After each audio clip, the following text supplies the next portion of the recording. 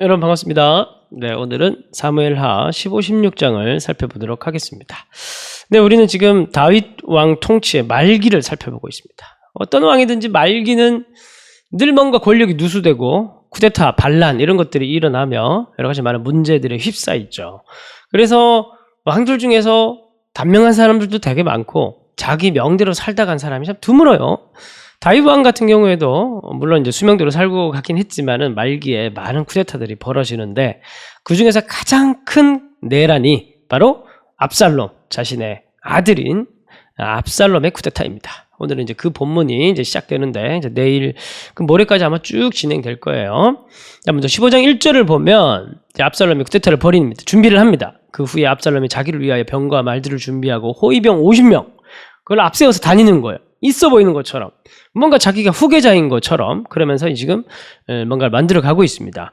그리고 3절, 4절, 5절 이 내용은 뭐냐 하면 재판장 앞에 있으면서 사람들이 재판으로 들어가려고 그러니까 이제 막아서면서 아직 왕이 재판장을 세우지 않았다. 뭔가 약간 다윗을 디스하면서 그럼 내가 너에게 정의를 베풀 수 있는 그런 기회를 주겠니? 이렇게 얘기를 하면서 뭔가 지금 거짓과 술수로 사람들의 마음을 훔치는 그런 장면이 나옵니다. 그래서 6절 제일 뒤에 보면 이와 같아서 이스라엘 사람의 마음을 압살롬이 어떻게? 훔친다 이렇게 표현합니다. 성경 기자가 압살롬에게 지금 별로 기분이 안 좋아요. 그냥 그 압살롬이 이제 사람들의 마음을 그렇게 꿰고 있다, 사람들의 마음을 얻고 있다, 뭐 이렇게 표현하면 되는데 도둑놈처럼 훔친다 이런 표현을 씁니다. 몇 년 동안요? 7절 보니까 4년 만에 4년 동안이나 백성들의 마음을 거짓과 술수로 속이면서 그들의 마음을 훔쳤다. 이제 이렇게 성경 기자가 얘기를 해요. 근데 성경 기자가 왜 압살롬에게 별로 감정이 안 좋냐면은 첫 번째 중요한 건 뭐냐면 다윗 그 하나님의 언약의 성경 구속 역사가 중심이니까 언약의 정통성은 다윗에게 있습니다. 압살롬은 아니에요. 압살롬은 그 다윗을 몰아낼 수 없어요. 그래서 이제 압살롬은 그런 의미에서 성경 안에서 긍정적인 평가를 받을 수가 없고 그러니까 하는 행위도 그가 벌이는 행위도 속고 속이는 또 하나님을 이용하는 되게 비열한 행태들을 많이 벌입니다. 그러니까 압살롬 스토리에서 우리가 대조해야 될 건 뭐냐면은 압살롬과 다윗이 비슷한 상황인데 어떻게 대처하느냐 이제 그걸 또 우리가 비교를 해봐야 돼요. 그래서 7절 보면 압살롬이 왕께 아뢰되 내가 여호와께 소원하는 것이 있사오니 청하건대 나를 헤브론에 보내서 그 소원을 이루게 하소서 이렇게 얘기를 하면서 헤브론으로 내려가요. 다윗의 정치적 고향이죠. 다윗 왕조가 남쪽 유다의 정치적인 거점을 두고 있으니 그곳의 수도와도 같은 헤브론이 이 쿠데타를 일으키기에는 최적의 장소인 겁니다. 그래서 이제 거기 간다 그러면은 의심할 수도 있으니까. 근데 여기 뭘 이용하냐 하면 하나님을 이용하고 있죠. 내가 하나님께 소원한 게 있다. 가서 그 소원을 갚아야 된다. 그러니까 헤브론 가게 해주십시오. 그럼 어떻게 안 보내요? 그럼 보낼 수밖에 없는 거죠. 지금 자신의 정치적 야망을 위해서 성공을 위해서 지금 누굴 이용하고 있다고요? 하나님을 이용하고 있는 압살롬의 모습을 보이고 있습니다. 백성들은 속이고 하나님은 이용하고 그게 이제 압살롬의 모습이에요. 그러면서 되게 전략적이에요. 그래서 헤브론으로 내려가는데 많은 사람들을 200명이나 되는 사람들을 데려갈 뿐만이 아니라 그때 당시에 다윗의 모사였던 다윗의 책사였던 아히도벨까지 데리고 갑니다. 그러면 성경 기자가 보니까 반역하는 일이 커가매 압살롬에게 돌아온 백성이 많아지니라. 그러니까 점점 더 이게 이제 한 번에 일어난 일이 아니라 오랜 기간 동안에 압살롬이 이것을 준비해가면서 키워가고 있는데 점점 더 압살롬에게 붙는 사람들의 세력들이 커지고 있다. 이제 그걸 얘기를 하고 있는 겁니다. 그러다가 이제 빵 터지죠. 14절에 보니까 압살롬이 다 반역에 성공해서 이제 다윗이 일어나 도망가자 이렇게 얘기를 하고 도망가자 한 이유는 뭘까요? 압살롬이 손 속에 사정을 안 두잖아요. 암논 사건도 봤을 때 죽여버리잖아요. 그러니까 압살롬은 예루살렘 들어오면 다윗을 잡으면 죽일 사람이라는 거예요. 그걸 알고 도망가자 이렇게 얘기를 하는 거예요. 그래서 후궁 10명을 놔두고 도망을 가고 그리고 중요한 건 뭐냐 하면은 이제 23절 제일 뒤로 보면 모든 백성이 이제 다윗과 함께 어디로 갑니까? 광야길로 들어가는 거예요. 이게 중요합니다. 왜냐하면은 다윗은 광야의 사람이에요. 다윗은 광야의 사람이고 가나안 땅에 정착한 이스라엘 백성들이 타락해 갔듯이 다윗은 제국과도 같은 그 다윗의 왕국에 자기의 마음을 놓으면은 뭔가 좀 이제 좀 흐트러지고 고난을 받고 도망가고 광야길로 가면 되게 신앙이 그 순수함이 살아나는 것 같아요. 그래서 광야길로 가면서 그 이후에 24절부터 다윗의 모습이 굉장히 긍정적으로 또 잘 묘사가 되고 있습니다. 보실래요? 그 24절 보면 이제 사독과 그와 함께한 모든 레위 사람도 하나님의 언약궤를 메어다가 하나님의 궤를 내려놓고 이제 성에서 나오기를 기다리고 있는데, 그러니까 왜 언약궤를 메고 지금 성에서 나가려고 지금 막 대기하고 있습니까? 이때 당시에는 정치와 종교가 합일됐던 그런 사회잖아요. 그러니까 언약궤를 메고 나오면 예루살렘을 다 압살롬이 점령을 하더라도 뭐가 없는 겁니까? 종교적 정통성이 약해지는 거예요. 그러니까 이 언약궤를 가지고 가려고 하는 겁니다. 근데 여러분이 딱 뭐가 생각납니까? 우리가 전에 에벤에셀 전투, 아벡 전투에서도 봤듯이 이스라엘 백성들이 전투에 승리하기 위해서, 블레셋과의 전투에 승리하기 위해서 어디에서 뭘 가져옵니까? 실로에서 언약궤를 가지고 오죠. 그리고 쫄딱 망하죠. 하나님을 이용한 거예요. 아까 앞에서 누가 하나님을 이용했습니까? 압살롬이 하나님을 이용했죠. 다윗은 어떻게 하는지 볼까요? 25절. 왕이 사독에게 이르되, 여기 이제 핵심 구절입니다. 핵심 구절. 15장 25절. 왕이 사독에게 이르되, 보라, 하나님의 궤를 성읍으로 도로 메어 가라. 왜? 만일 내가 여호와 앞에서 은혜를 입으면 도로 나를 인도하사 내게 그 궤와 그 계신 데를 보이시리라. 만약에 내가 하나님의 언약궤를 가지고 가는 게 아니라, 내가 하나님을 이용하는 게 아니라 하나님께서 정말 내게 은혜를 베푸신다면 이 언약궤 앞에다가 나를 다시 세워 놓으실 것이다.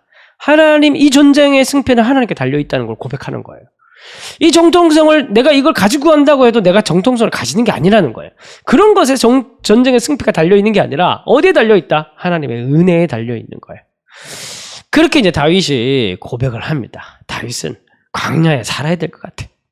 고난이 있어야 아주 그냥 신앙이 좋아지는 것 같아요.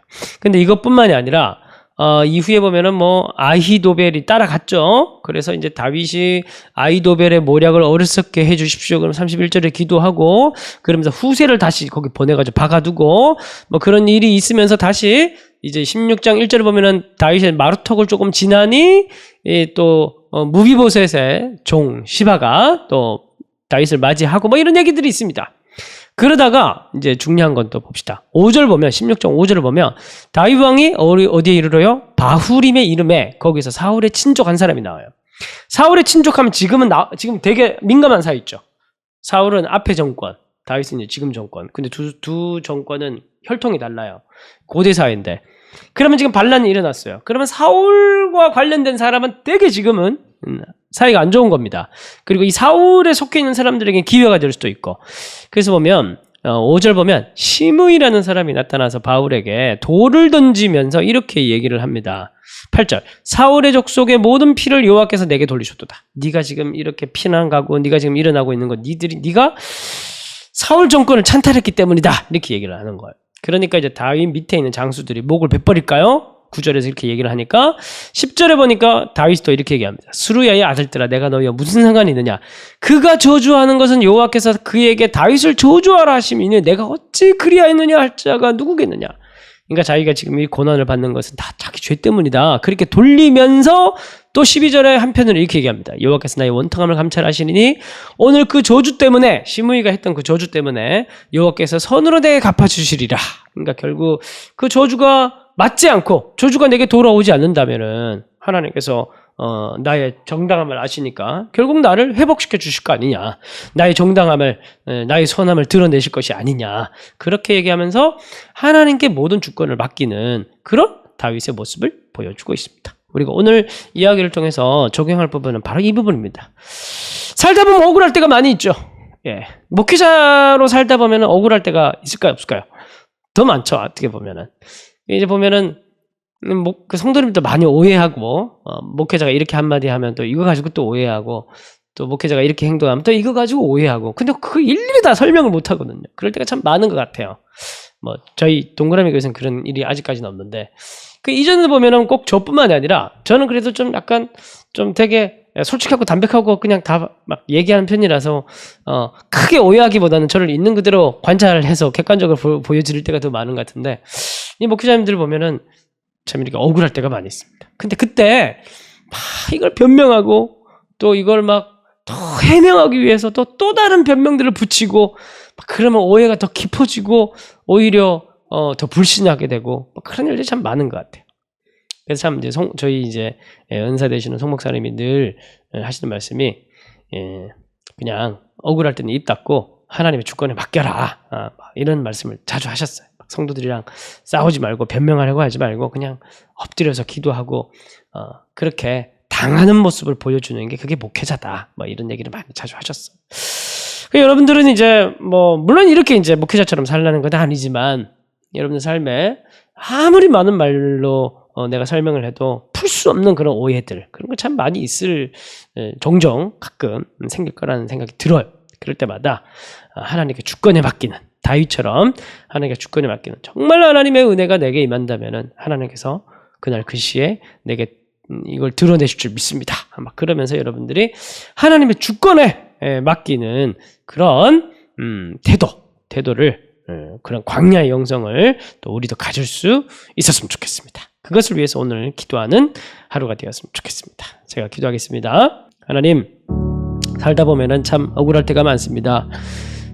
참 하나님, 그럴 때마다 우리가 예수님의 십자가를 생각하게 하시고, 예수님은 무슨 죄가 있어서 십자가에 달려 돌아가신 게 아니라 우리 죄 때문에 돌아가셨는데, 우리가 늘 예수님의 십자가를 생각하면서 억울한 일이 있을 때 우리가 그것을 변명하지 않고 하나님의 주권에 내어 맡기면서 그렇게 신앙으로 잘 돌파할 수 있도록 인도하여 주옵소서.